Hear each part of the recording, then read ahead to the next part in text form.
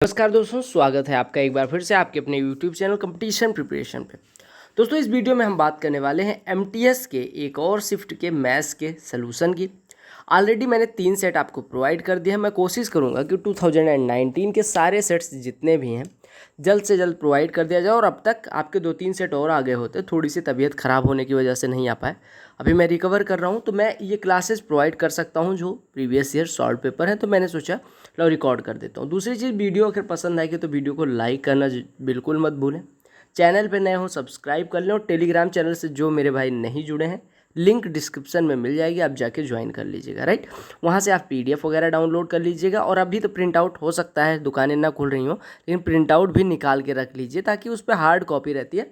तो क्वेश्चंस वगैरह मार्क करके एक नोट्स की तरह उसको यूज करें और उसी पे क्वेश्चन सॉल्व कर लें। बगल में जैसे मैं सोल्यूशन करवा रहा हूँ, बगल बगल में सॉल्व करते हैं, ताकि आपको ऐसा ना हो कि कभी कोई क्वेश्चन कर रहे हैं और सोल्यूशन नहीं आ रहा है तो फिर से वीडियो देखनी पड़ रही है। या आप नोट्स बना लें, नोट्स बना लेंगे उससे बेटर क्या होगा। राइट, हिंदी में भी ट्रांसलेट कर दूंगा तो टेंशन लेने की ज़रूरत नहीं है। अगर आपको इतनी अंग्रेजी में तकलीफ़ है हिंदी ट्रांसलेट करने के बाद, तो भाई फिर आप अंग्रेजी अच्छे से रीडिंग करिए और ज़्यादा दिक्कत नहीं होनी चाहिए। मैं एकदम हिंदी में, मतलब डिट्टो जैसे हिंदी में लिखा रहता है वैसे ट्रांसलेट कर दूंगा। तो चलिए स्टार्ट करते हैं। 3 सेट पहले भी करवा चुका हूँ, प्लेलिस्ट चेक कर सकते हैं। और एसएससी एमटीएस 2019 सॉल्व पेपर ऐसे करके कुछ नाम से प्लेलिस्ट है, चेक कर लीजिएगा। ठीक है, चलो पहले क्वेश्चन पे आते हैं। और मैंने मैथ्स का वेटेज वाला वीडियो बना दिया था, अगर आपने नहीं देखी तो जाके देख लीजिएगा, क्योंकि जो हमारी क्लासेस होंगी फ्री वाली वो उसी सीक्वेंस में चलेंगी। पहले most important topics, then important, then average, और देन जो ऐसे टॉपिक्स जो हमें ज़रूरत नहीं है करने की, यानी जो हमारे एग्जाम में नहीं आते या ना के बराबर आते हैं। राइट, तो चलो स्टार्ट करते हैं। पहले क्वेश्चन पे आते हैं। आप लोग पेन कॉपी उठा लो। कहा क्या गया है, market price and cost price of an article are in the ratio of 5:4 if the profit earned by selling the article is 12.5%, then what is the discount percentage. कहा गया कि किसी वस्तु का जो अंकित मूल्य है और उसका जो क्रय मूल्य है उसका अनुपात 5:4 है। कहा गया अगर इस सामान को बेचने पे हमें 12.5% का लाभ होता है तो हमें डिस्काउंट परसेंटेज कितना दिया, यानी कि कितने की छूट दी। देखो, बहुत आसान सा प्रश्न है। आप लिखिए मार्केट प्राइस, हमने लिख दिया मार्केट प्राइस और हमने लिख दिया कॉस्ट प्राइस। राइट, हमने कहा भैया, यहाँ पे कलर चेंज करके आपको समझा रहा हूँ कि भैया मार्केट प्राइस अगर 5 है तो कॉस्ट प्राइस आपको दिया गया 4। अब अनुपात है, कोई ज़रूरी थोड़ी कि मार्केट प्राइस 5 होगा कॉस्ट प्राइस 4, ये तो अनुपात दिया गया। तो आप मान लो कि 50 मार्केट प्राइस है, 40 कॉस्ट प्राइस है। रेशियो 5:4 होना चाहिए, बाकी कुछ भी मानो। ठीक है, अब कहा गया अगर इस 40 वाली वस्तु को, जिसका क्रय मूल्य 40 है, इसको बेचते हैं तो 12.5% का फायदा हो। 12.5% का मतलब होता है 1/8वां हिस्सा, यानी 40 क्या 1/8वें हिस्से लाभ पे बेची गई। 1/8 हिस्सा यानी कि 5 रुपये का लाभ लिया, यानी कि वस्तु 40 की जो खरीदी गई थी 40 में 5 जोड़ के हमने बेच दी 45 की। अच्छा, 50 जिस वस्तु पे अंकित था उसको अगर हम 45 में बेच रहे हैं तो कितने का छूट दे रहे हैं? 5 रुपये का। 5 रुपये का, यानी 50 वाली वस्तु अगर 45 में बेचे हैं तो 5 रुपये की छूट, यानी 50 पे 5 यानी 1/10वें हिस्से की छूट दे रहे हैं। प्रतिशत में 10% के बराबर हो। कितना प्रतिशत छूट दी हमने? 10%। कितना आसानी से हमने कर लिया। हमने कहा भैया मार्केट प्राइस 50 मान लेते हैं, कॉस्ट प्राइस 40। अब कहा कि बेचने पे 12.5% का फायदा होना चाहिए, यानी 5 रुपये का फायदा होना चाहिए, यानी 45 में बिकनी चाहिए। जिस वस्तु पे 50 लिखा गया उसको 45 में बेचने के लिए कितने की छूट दोगे? 5 रुपये की।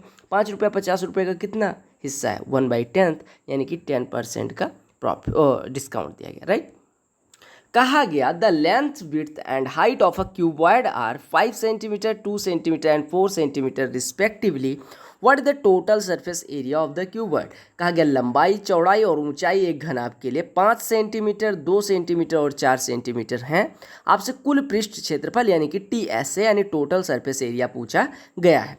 अब आपको मैंने एक फार्मूला बताया था कि लंबाई L हो, चौड़ाई B हो और ऊंचाई H हो तो टोटल सरफेस एरिया होती है 2 times of LB plus BH plus HL। ये फार्मूला आपको याद होना चाहिए। ये किसका होता है? टोटल सरफेस एरिया का। ठीक है, अब आपको लंबाई, चौड़ाई, ऊंचाई पता है तो पुट कर दो, यानी ये हो गया 2 इंटू L इंटू B यानी 5 दूनी 10 प्लस B इंटू H 2 चौको 8 प्लस HL 4 पंचे 20, यानी ये हो गया 20 8 28 10 38 दूना 76। चूँकि एरिया लिखा है तो एरिया वर्ग यूनिट में होता है, यानी 76 सेंटीमीटर स्क्वायर आपका एरिया हो जाएगा total surface area. Time, speed and distance का प्रश्न है, टेंशन लेने की कोई ज़रूरत नहीं है। आसान सा प्रश्न है, आपको दिख नहीं रहा होगा, मैं पढ़ दे रहा हूँ। ये train leaves P at 9 AM with the speed of 30 kilometre per hour. यानी एक ट्रेन है जो पी को 9 बजे छोड़ती है 30 के स्पीड से। Another train leaves Q at 11 AM with a speed of 45 km per hour. The trains are traveling towards each other on parallel tracks. Distance between P and Q is 300 km. When they meet, what is the ratio of distance covered by them? कहा गया कि देखो, मैं आपको ऐसे बनाए दे रहा हूँ, आपको नहीं, मतलब इस क्वेश्चन को अगर फार्मूलेट करूँ मैं, ये बिंदु P है, एक बिंदु Q है। एक ट्रेन P से निकलती है कितने बजे? 9 बजे। ये 9 बजे निकलती है, यानी 9 AM लिखा हुआ है। और ये वाली ट्रेन कितने बजे निकलती है? 11 बजे, यानी ये 11 AM लिखा हुआ है।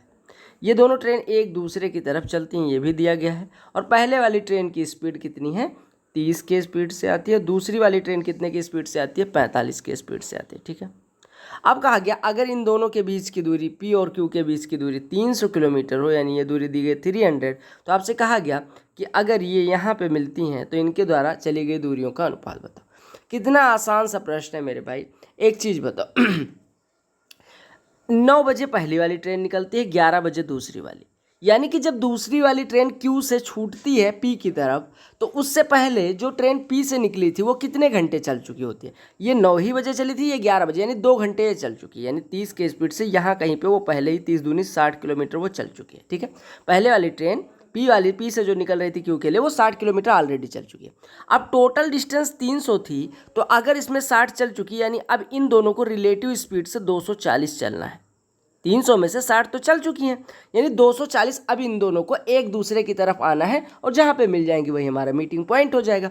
आपको पता है ये दोनों एक दूसरे की तरफ चल रही हैं, तो ये 240 कवर करने में कितना समय लगाएंगी? आप कहेंगे मेरे भाई कि भैया 240 अगर दूरी है और इसकी स्पीड 30 है, इसकी स्पीड 45 है, तो इनके द्वारा चली गई दूरियों का अनुपात भी सेम अनुपात में होगा। यानी कि 240 अगर दूरी है तो उसका देखो 30 से काट दो, 15 दूना 30, 15 तियाँ 45, ये रेशियो ले रहा हूँ चाल का मैं, 2 3, यानी कि ये जो दूरियां चलेंगी वो 2:3 के अनुपात में होगी। यानी इस 240 में इनके द्वारा चली गई दूरी, जब इनकी चाल का अनुपात 2:3 है, तो अगर ये दोनों मिलके 240 ट्रेवल कर रही हैं, यानी एक दूसरे की तरफ आके ट्रेवल कर रही हैं, तो अगर इनकी चाल का अनुपात यानी स्पीड का रेशियो 2:3 है, तो आप कहेंगे कि इनके द्वारा कवर की गई डिस्टेंस यानी इनके द्वारा चली गई दूरी का भी अनुपात 2:3 ही होगा एक निश्चित समय में। ठीक है, यानी जो चालों का अनुपात होगा वही एक निश्चित समय में उनके द्वारा चली गई दूरियों का भी अनुपात होगा। यानी कि ये अगर 240 है, 240 को हम 2 + 3 मतलब 2:3 के अनुपात में डिवाइड करना है, तो आप 2 + 3 पहले करो 5 जो टोटल दूरी है उसको दिया गया 240,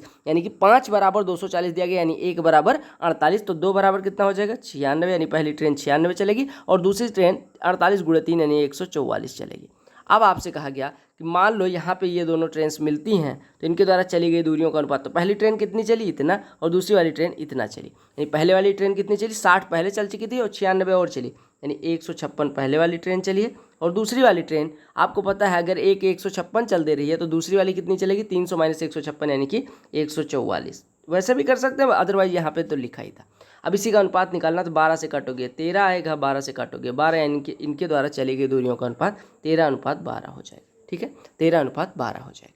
कितना हो जाएगा? 13:12 हो जाएगा। ठीक है, हालांकि मैं इस मेथड से करवाता नहीं क्वेश्चन कि रेशियो ले लूँ, लेकिन आज मेरे दिमाग में पता नहीं क्यों आया कि आज स्पीड के रेशियो लेके और दूरियों को उस अनुपात में डिवाइड करके करवा दो, इस वजह से करवा दिया। बाकी आप टाइम, स्पीड एंड डिस्टेंस की मेरी कोई वीडियो देखेंगे तो उसमें मैंने कहीं पे कोई मेथड, कहीं पे कोई मेथड यूज़ करी होगी। यहाँ पे मुझे लगा ये ज़्यादा ईजी आप मतलब आपके लिए होगी, इस वजह से ये मेथड यूज़ करी। बाकी आने वाले टाइम, स्पीड एंड डिस्टेंस के जो क्वेश्चन है या टॉपिक वाइज जो हम क्लासेस कर रहे होंगे, उसमें मैं आपको एकदम बेसिक से सारी चीज़ें कवर करवा दूंगा, 4-5 मेथड बता दूंगा।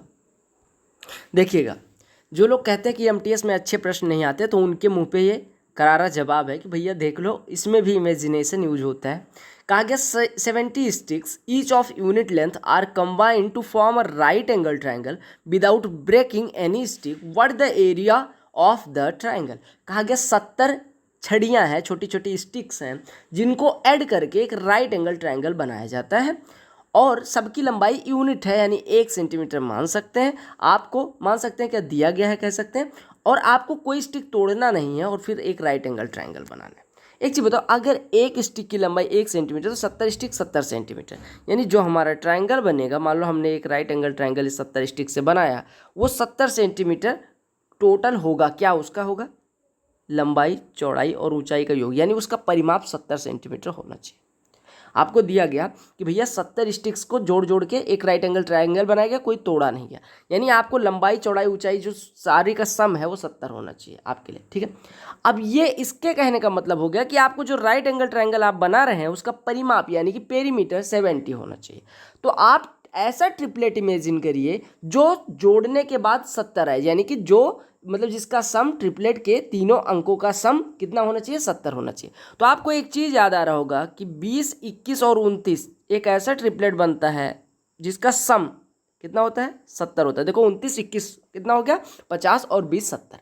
अब ये हमें ट्रिपलेट मिल गया। अब एरिया अगर निकालना है तो एरिया हो जाएगा हाफ इंटू 20 यानी आधार इंटू ऊंचाई। 20 गुणे 21, 2 से 20 में डिवाइड करेंगे 10 गुणे 21 210 स्क्वायर सेंटीमीटर।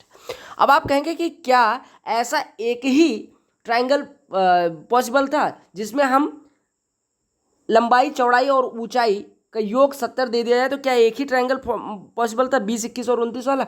जी बिल्कुल नहीं, हजारों, लाखों, असंख्य ट्रायंगल पॉसिबल थे, लेकिन आपको यह दिया गया था कि हमें कोई स्टिक तोड़ना नहीं है। यानी कि जैसे मान लो यहाँ पे यूज करी जाएगी तो नंबर ऑफ जो स्टिक्स होगा वो इंटीजर होगा यानी पूर्णांक होगा, और पूर्णांक 1-1 सेंटीमीटर के मान लो n स्टिक्स जोड़ के लंबाई बन रही है तो n उसकी लंबाई होगी, और n नेचुरल नंबर यानी कि पूर्णांक इंटीजर होना चाहिए।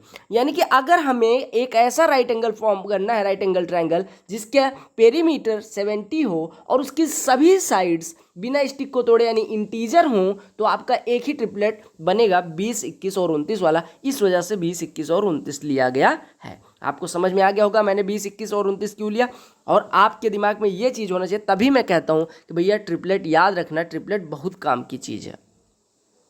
ये ऐसा टॉपिक है जिससे 2 से 3 प्रश्न आपके आ ही जाते हैं, ये और पाइप एंड सिस्टम मिला के। कहा गया ABC अगर अकेले कोई कार्य करते हैं तो 15, 30 और 75 दिन में करते हैं। यानी ए के बारे में कहा गया, बी के बारे में कहा गया और सी के बारे में कहा गया कि तीनों इतना इतना दिन लेते हैं, ठीक है। आपसे कहा गया कि वो एक साथ कार्य करते हैं और 1615 रुपये उन्हें कार्य करने के मिलते हैं, मतलब ठेका अगर उन्होंने लिया होगा तो 1615 रुपये उन्हें टोटल मिलते हैं, राइट। कहा कि what is the difference between shares of A and C. आपने सुना होगा ये लोगों को कहते हुए कि भैया जैसा काम करोगे वैसा दाम मिलेगा। इसका मतलब क्या होता है कि आप जितने अनुपात में काम करोगे वैसा दाम मिलेगा। तो आप एक काम बताओ, एक चीज़ बताओ कि अगर 1615 रुपये टोटल मिलता है कार्य का, 15, 30 और 75 दिन में ये कर सकते हैं। आप एलसीएम ले लो, 15, 30 और 75 का एलसीएम कितना हो जाएगा मेरे भाई? 150। हम मान लेते हैं 150 यूनिट टोटल कार्य था, तो 15 दिन में 150 यानी एक दिन में 10, 30 दिन में 150, एक दिन में 5, एक दिन में 5, यहाँ पे 5 कर लें, और सी 75 दिन में 150 यानी एक दिन में 2। अब आपसे कहा गया ए और सी के शेयर का डिफरेंस, तो सबसे पहले ए और सी का शेयर निकालो। आपको पता है ए 10 काम करता है, अगर टोटल 10, 5, 15, 2, 17 काम होता है, यानी ए करता है 10/17। बी कितना करता है?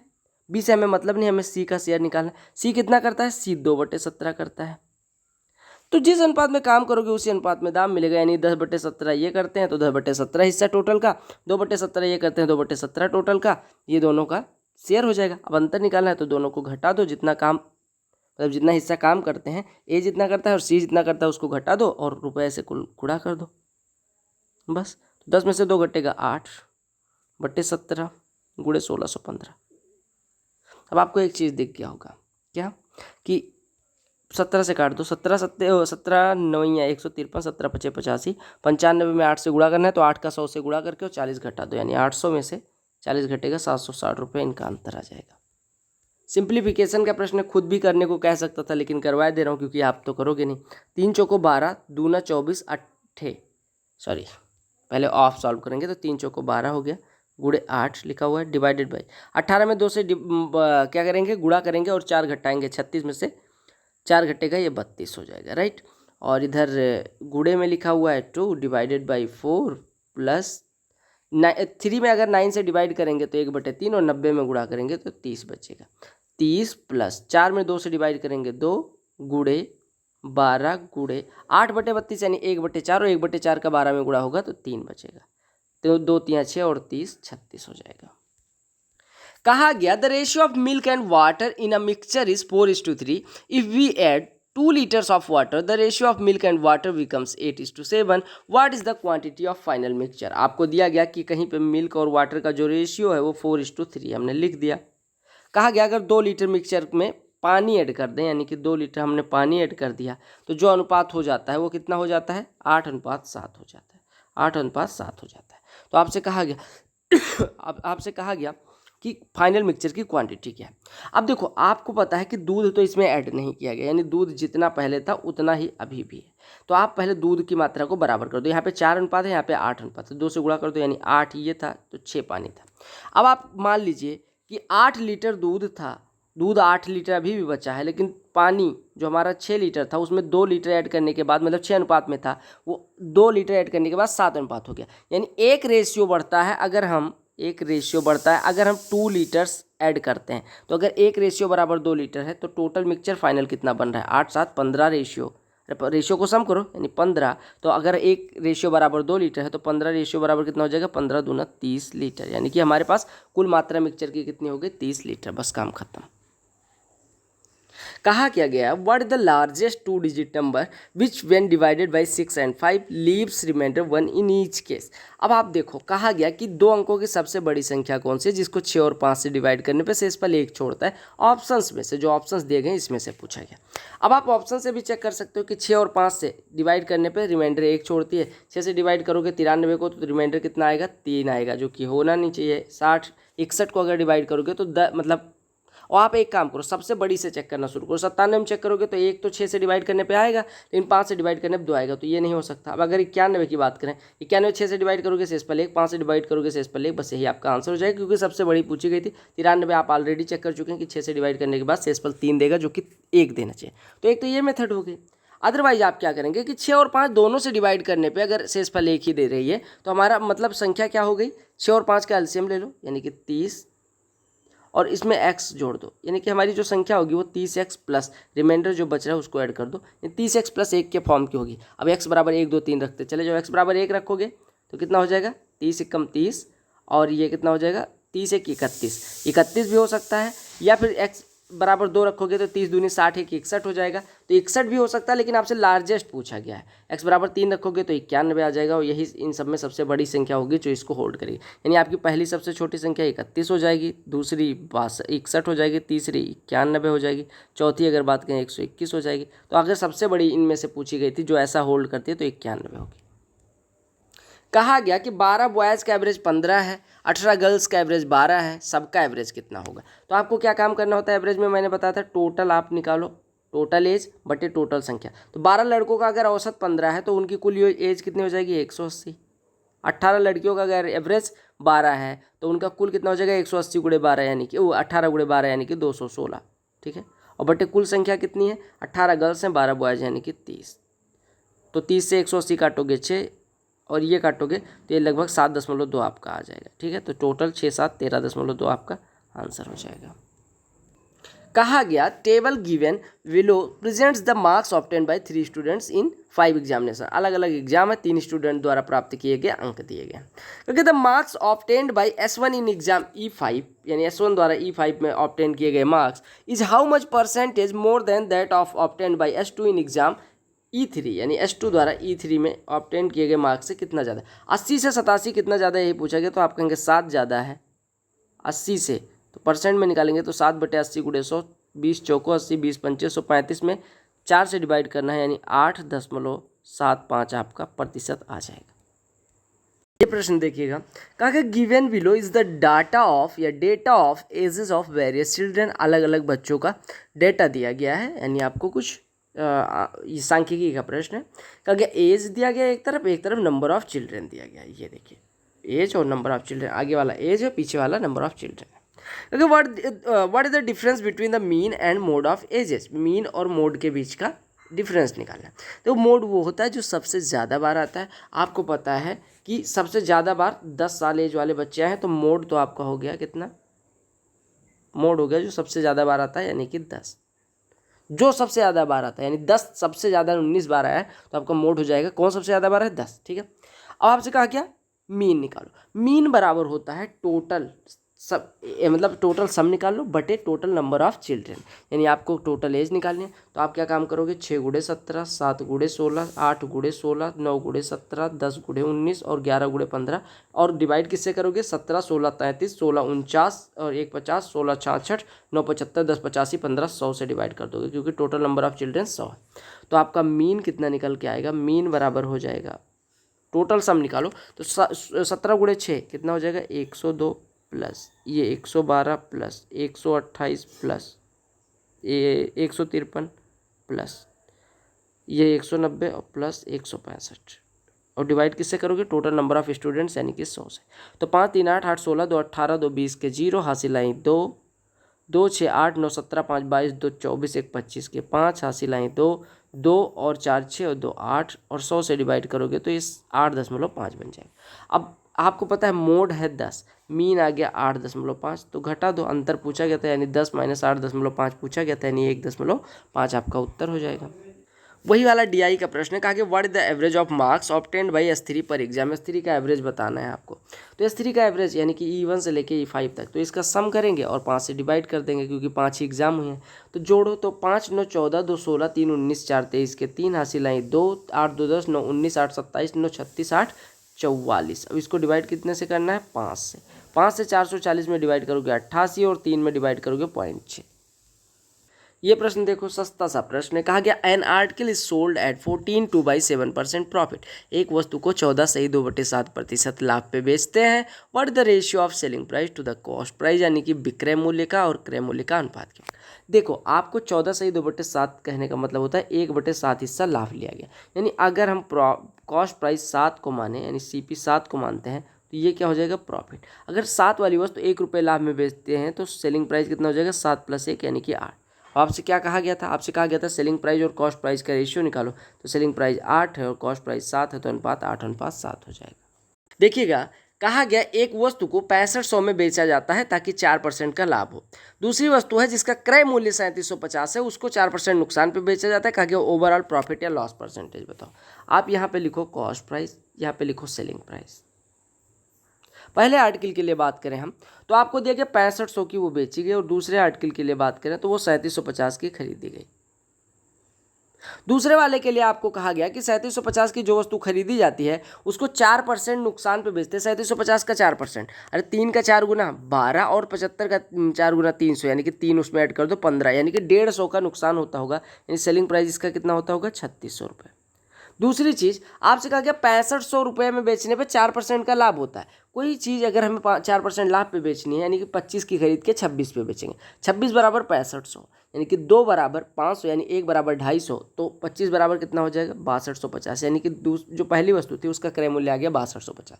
अरे आप निकाल लो। आप एक चीज़ बताओ, 25 की अगर खरीदी जाए 26 की बेचे तभी तो 4% का लाभ होता है। 26 बराबर आपको दिया गया 6500, यानी कि 2 बराबर 13 से काट तो 2 बराबर कितना हो जाएगा, 500, यानी 1 बराबर 250। अब 1 बराबर 250 तो कॉस्ट प्राइस कितना हो जाएगा, 25 गुना, यानी कि 25 बराबर 6250। अब आपसे कहा गया ओवरऑल प्रॉफिट है लॉस परसेंट, तो ओवरऑल CP कितना है, 10,000, और ओवरऑल फ़ायदा कितने का हो रहा है, जोड़ोगे तो 10,100 रुपये का। यानी कि हमने जो वस्तु 10,000 की खरीदी थी वो 10,100 की बेची, यानी 100 रुपये का फायदा 10,000 पे, यानी 1% का प्रॉफिट हो गया। कहा गया कि एक राइट सर्कुलर सिलेंडर है जिसका जो डायमीटर है यानी कि आधार त्रिज्या है, आधार व्यास है, उसको 1/3 कर दिया गया। ठीक है, कहा गया if the volume of cylinder remains the same, height कितना गुना हो जाएगी। अब देखो आपको पता है कि जो ओरिजिनल वॉल्यूम अगर हम माने रेडियस R मान लेते हैं और ऊंचाई h मान लेते हैं, तो वॉल्यूम कितना रहा होगा, यानी आयतन कितना रहा होगा, 1/3 πr² h कोण का होता है और πr² h बेलन का होता है, यानी पाई और रेडियस को हम R मान ले रहे हैं तो R² × h, ये पहले रहा होगा। क्योंकि बाद में हमने आधार व्यास को 1/3 कर दिया। अगर व्यास को 1/3 किया जाएगा तो त्रिज्या भी 1/3 हो जाएगी, यानी कि पाई। अब वॉल्यूम कितना हो जाएगा, पाई × रेडियस 1/3 हो गई, यानी R/3 का स्क्वायर, यानी R²/9 इंटू ऊंचाई को हम h मान लेते हैं क्योंकि ऊंचाई चेंज है। आपसे कहा गया दोनों केस में वॉल्यूम समान है, तो पाई पाई कट गया, R² से R² कट गया, यानी h बराबर जो नई वाली हाइट है वो 9 गुना है, यानी 9 टाइम्स है h की। यानी आपसे कहा गया कि जो नई हाइट है वो 9 गुना होगी पुरानी हाइट की। कहा गया what is the sum of marks obtained by S1 in exam E4, S1 द्वारा E4 में प्राप्त किए गए अंक का, S2 का E1 में प्राप्त किए गए अंक का, और S3 का E3 और E5 में प्राप्त किए गए अंक का जो एवरेज होगा, अच्छा सम होगा, वो कितना होगा। अब जोड़ लो तो 4 2 6 4 10 6 16 के 6 हासिल है 1 और 9 1 10 8 18 8 26 8 34 346 योग आ गया। ये प्रश्न देख लो, ए की वैल्यू दी गई उसको सिंप्लीफाई करना है, बी की वैल्यू दी गई उसको सिंप्लीफाई करना है, आपसे कहा गया ए माइनस बी क्या होगा। ए अगर हम सॉल्व करेंगे तो 5 और 3 का गुणा 15, 5 दूनी 10 में से 4 जाएगा 6, यानी ये लिखा हुआ 6 प्लस 15, यहाँ 40 में 8 से डिवाइड करेंगे 5, यानी 5 प्लस 6 प्लस 15, यानी 5 6 11 15 26, यानी ए की वैल्यू हो गई 26। अगर हम बी की बात करें तो 4 प्लस 2 6, 6 चौको 24, 24 का 24 में डिवाइड करेंगे 1 प्लस 19 दूना 38, यानी 38 1 39, ये कितना आ गया बी। अब ए और बी दोनों पता है, 26 में से 39 घटाएंगे -13, आपका आंसर आ जाएगा। देखो क्वाइन वाले प्रश्न मैंने एक वीडियो स्पेशल बना दी थी ताकि आपको ऐसे प्रश्न में ना CHSL में दिक्कत हो, ना CGL, ना CPO किसी में ना हो, और आपके इसमें आता है। कहा गया the ratio of number of 2 rupee 1 rupee and 50 पैसे कॉइन्स, यानी कि 2 रुपी 1 रुपी और हाफ रुपी के जो कॉइन हैं उनका अनुपात दिया गया 3:4:5। हम मान लेते हैं कि भैया 2 रुपये 3 रुपये और 2 रुपये 1 रुपये और आधे रुपये के जो सिक्के हैं वो 3 4 और 5 सिक्के हैं, तो कुल रुपया कितना हो जाएगा। 2 रुपये के 3 सिक्के यानी कि 6, 1 रुपये का 4 सिक्का यानी कि 4, और 5 1 मतलब 98 के यानी 50 पैसे के 1/2 रुपये के 5 सिक्के यानी कि 2.5। तो टोटल रुपये कितने बन के आ रहे हैं झोले में, आप कहेंगे 6 4 10 2 12.5, और 12.5 कुल रुपये ना होके ये हैं 250, यानी कि 12.5 बराबर 250, यानी 1 बराबर 20। तो आपसे पूछा क्या गया है, आपसे कहा गया 1 रुपये के कॉइन या 1 रुपये के कॉइन अनुपात में 4 के बराबर है, यानी 1 बराबर अगर 20 है तो 4 अनुपात बराबर 80, यानी 1 रुपये के 80 कॉइन। ऐसे आप 2 रुपये के ऐसे 50 पैसे के सिक्के निकाल सकते थे। कहा गया ये sum invested at compound interest amounts to 750 at the end of first year, 900 at the end of second year, what is the sum. कहा गया 750 रुपये अगर हम किसी धन को इन्वेस्ट करते हैं कंपाउंड इंटरेस्ट पे तो 1 साल के अंत में वो 750 और 2 साल के अंत में 900 हो जाता है। तो आपसे कहा गया सम क्या होगा। बहुत आसान सा प्रश्न है। आपको पता है कि अगर हम प्रिंसिपल इन्वेस्ट करेंगे तो 1 साल बाद कुछ कितना हो गया 750, और फिर अगले साल 900 हो गया। आपको पता है जो चक्रवृद्धि ब्याज होता है उसके लिए मूलधन हर साल बदलता रहता है, प्रिंसिपल हर साल चेंज होता रहता है। यानी पहले साल के लिए प्रिंसिपल ये था, दूसरे साल जब हम ब्याज इन्वेस्ट करने गए थे तो हमारा मूलधन यानी प्रिंसिपल ये था, यानी 750 रुपये 900 रुपये हो जाता है 1 साल में। अगर हम दूसरे साल के लिए बात करें तो दूसरे साल के लिए प्रिंसिपल यानी मूलधन 750 और नेट अमाउंट यानी कि मिश्रधन 900 बन रहा है, यानी 750 पे 900 हो गया, यानी बढ़ा कितना 150, 150 बोले तो 750 का 150 कितना परसेंट है 20%, यानी कि 20% रेट ऑफ इंटरेस्ट आ गया, यानी हर साल 20% ब्याज मिलता है। अब अगर 20% ब्याज मिलता है, प्रिंसिपल पी था तो कितना बढ़ा होगा, अरे 20% ब्याज मिलने का मतलब कि 100% तो था ही, 20% और मिल गया, यानी कि 6/5 गुना हो जाएगा। अगर प्रिंसिपल की बात करें कि प्रिंसिपल कितना हो जाएगा तो आप कहेंगे 5 अगर प्रिंसिपल था तो 20% ब्याज मिल गया, यानी 1 रुपये ब्याज, यानी अब जो अमाउंट बन के आएगा वो प्रिंसिपल का 6/5 गुना होगा। यानी प्रिंसिपल का 6/5 गुना आपको दिया गया 750, यानी कि 1/5 गुना हो जाएगा 125, यानी कि पूरा रुपया हो जाएगा प्रिंसिपल हो जाएगा 5 × 125, यानी कि 625 रुपये। देखिएगा बहुत अच्छा सा प्रश्न है, और ऐसे प्रश्न पिछले भी किसी शिफ्ट में आया था। अगर what the average of all the natural numbers from 49 to 125, यानी कि आपको टोटल नेचुरल नंबर्स का एवरेज निकालना है। अब अगर एवरेज निकालना है तो आपको पता होगा कि हमें योग पता होना चाहिए यानी सम, और पता होना चाहिए कितनी नंबर्स है। तो अगर पूछा जाए ए से लेके बी तक कितनी नंबर्स है तो आप क्या करते हो, आप कहते हो बी माइनस ए प्लस 1 नंबर्स होती हैं, यानी 49 से लेके 125 तक कितनी संख्या हो जाएंगी, 125 माइनस 49 धन 1, यानी कि हो जाएगा 6, 11 में से 4 घटेगा, अरे 15 में से 9 घटेगा 6, और ये कितना हो जाएगा 11 में से 4 घटेगा 7, 76 प्लस 1 कर देंगे 77 नंबर्स है टोटल। नंबर्स कितनी है 77, ठीक है। अब आपको योग निकालना है। आपको पता होगा कि 77 संख्याओं का अगर योग निकालना है तो योग कितना हो जाएगा 77/2 into first term plus last term, यानी कि 49 प्लस 125, ये हो जाएगा इनका योग।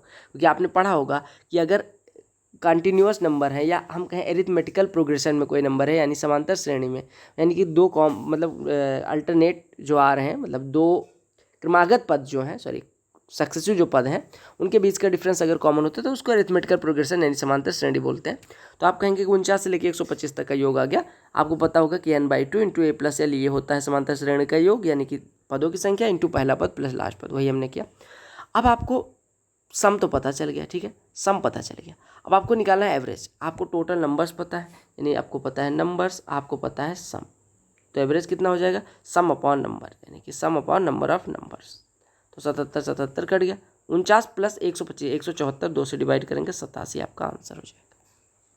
कहा गया ए अनुपात बी 2:3 है, बी में से एक घट के 28 है तो बी प्लस है। अब देखो ए को अगर 2 माने, बी को 3 माने, दोनों का अंतर 3 - 2 1 बराबर आपको दिया गया 28, 1 बराबर अगर 28 है तो आपसे बी प्लस से पूछा गया है, यानी कि 3 2 5, 5 का 28 गुना, अरे देखो 2 हमने ए को माना था, बी को 3, दोनों मिलके 5, अगर 1:28 है तो 5:140 होगा बस। कहा गया कि simple interest on a principal of 6 months at interest of 10% per annum is 100, what is the principal. कहा 6 महीने के लिए साधारण ब्याज 10% की दर से 100 रुपये है तो प्रिंसिपल क्या हो। देखो 6 महीने के लिए यानी आधे साल के लिए अगर 10% की दर पे 100 रुपये ब्याज मिलता है तो प्रिंसिपल क्या हो जाएगा। आप कहेंगे आधे साल के लिए 10% साल भर की दर है, तो आधे साल के लिए 5%, यानी किसी वस्तु का 5% ब्याज मिलता है वो 100 के बराबर है, 5% 100 के बराबर, यानी प्रिंसिपल का 5% 100 के बराबर है, यानी 1% 20 के बराबर हो जाएगा, यानी 100%, 2 जीरो इधर बढ़ा दो यानी 2000। प्रिंसिपल कितना हो गया 2000। ये प्रश्न देखो देखने में बड़ा है, बाकी है बड़ा आसान। कहा गया एक इनलेट पाइप है a originating from a river can fill a reservoir in 30 days, यानी कि कोई फिलिंग पाइप है जो ए है वो किसी रिजर्वॉयर को 30 दिनों में भर सकता है। कहा गया एक आउटलेट पाइप है जो टैंक को या रिजर्वॉयर को 50 दिन में खाली कर सकता है, ठीक है। अच्छा, कहा गया the pipes are open on alternate days starting with A, on which day from the beginning will the reservoir get completely filled the first time. आपसे कहा गया कितने दिन बाद अगर इनको अल्टरनेट डे पे खोला जाए तो कितने दिन में भर जाएगा। अब आप 30 और 50 का एलसीएम ले लो, यानी आप मान लो कि 150 लीटर पानी आता है रिजर्वॉयर में। अगर ए 30 दिन में भरता है यानी एक दिन में 5 लीटर भरता होगा, बी 50 दिन में खाली कर सकते हैं यानी एक दिन में 3 लीटर खाली करता होगा। अब अगर अल्टरनेट डे पे खोला जाए यानी पहले दिन ए गया दूसरे दिन बी, यानी ऑड नंबर वाले डेज ए जाएगा और इवन नंबर वाले डेज बी जाएगा, ठीक है। अब आप अगर पहले दिन बात करें तो 5 लीटर भरा गया, दूसरे दिन बी जाके 3 लीटर निकाल देगा, यानी 2 दिन में 5 - 3 यानी कि 2 दिन में 2 लीटर पानी भरा जा रहा है। 2 दिन में 2 लीटर, तो हम कह सकते हैं कि 146 दिन में कितना लीटर भर जाएगा, 146 दिन में 146 लीटर भर जाएगा। 2 दिन में 2 लीटर तो 146 दिन में 146 लीटर। अब आपको भरना है 4 लीटर, कितना भरना है, 150 लीटर की टंकी थी यानी रिजर्वॉयर था, हमें 4 लीटर भरना है। और अब काम कौन कर रहा होगा, 146 दिन में इतना हो गया यानी 147वें दिन यानी ऑड नंबर वाले डे ए काम करता है, भरना है 4, एक दिन में भरता है 5, यानी कि वो जाके उसी दिन मतलब 5 लीटर अगर एक दिन में भरता है 4 लीटर भरने में 4/5 दिन लगाएगा, यानी 146 डेज इधर लग चुके थे और 4/5 डेज और लगे, यानी 146 दिन हो ही चुके थे पूरे और 147वें दिन में 4/5 दिन अगर काम हो जाता है तो आपका भर जाएगा। तो आपसे ये पूछा गया था कितने दिन में पहली बार भरेगा, यानी 146 और 147वां जो दिन होगा उसी दिन वो रिजर्वायर हमारा पहली बार भरेगा। कहा गया कि आलोक जो है वो पी से 6 किलोमीटर प्रति घंटे की स्पीड से क्यू की तरफ रवाना होता है। रमन सेम टाइम पे पी से क्यू की तरफ 9 की स्पीड से रवाना होता है। अगर रमन क्यू पे पहुंचता है उसके बाद पीछे मुड़ता है और पी की तरफ चलना शुरू कर देता है। वो आलोक को आर पे मिलता है, पी क्यू अगर 15 है तो आपसे पूछा गया पी आर क्या होगा। देखो टाइम स्पीड एंड डिस्टेंस का अच्छा प्रश्न है। देखो हमसे कहा गया पी और क्यू के बारे में दिया गया है, ये पी है ये बिंदु क्यू है, ठीक है। आपसे कहा गया कि आलोक स्टार्ट करता है यहाँ से 6 की स्पीड से, ये 6 की स्पीड से इधर निकलता है। क्यू जो है वो भी सेम जगह से 9 की स्पीड से निकलता है। कौन, ये हम मान लेते हैं रमन है और ये अमन है, ठीक है। अमन 6 की स्पीड से, रमन 9 की स्पीड से। अच्छा, अब ये क्या काम करते हैं भैया, रमन पहले पहुंच जाएंगे क्योंकि रमन की स्पीड ज़्यादा है, वो पहुंचते हैं फिर वापस लौटते हैं तो आलोक को वो आर पे मिलते हैं। ये बिंदु आर है यहाँ पे आलोक पहले से खड़ा है, ठीक है। तो आपसे कहा गया अगर पी क्यू पूरी दूरी जो है वो 15 किलोमीटर है तो आपसे कहा गया पी आर की दूरी क्या होगी, पी आर की दूरी, ठीक है। अब देखो पी आर की दूरी हम एक्स मान लेते हैं, ठीक है। पूरा 15 है यानी ये 15 - x हो जाएगा, बस इतना सा करना है। आप देखिए रमन को, देखिए रमन 9 की स्पीड से यहाँ गया और यहाँ से यहाँ आया, कुल दूरी कितना चला रमन, अरे 15 किलोमीटर ऐसे हो 15 - x और, यानी रमन ने टोटल डिस्टेंस ट्रेवल करी 15 + 15 - x, यानी रमन ने टोटल डिस्टेंस ट्रेवल करी 30 - x, ठीक है। और जो अमन है वो 6 की स्पीड से कितना दूरी ट्रेवल करते हैं, अभी ये तो भाई साहब यहीं पहुँचे हैं, यानी कि अमन जो है वो x दूरी तय करते हैं। अब आप एक चीज़ देख पा रहे होंगे कि जितने समय में रमन P से Q जाता है, Q से R आता है, उतने समय में यानी कि जितने समय में रमन 30 - x ट्रेवल करता है उतने समय में P केवल R पर पहुंच पाता है, यानी x दूरी ट्रेवल करता है। तो आप निकाल लो कि रमन 30 - x दूरी 9 की स्पीड से कितना देर में जाएगा, 30 - x/9। और अमन की अगर हम बात करें तो वो x दूरी 6 की स्पीड से कितनी देर में जाएगा, x/6। और दोनों टाइम बराबर है क्योंकि दोनों एक जगह पे ये यहाँ पे मिलते हैं, ठीक है।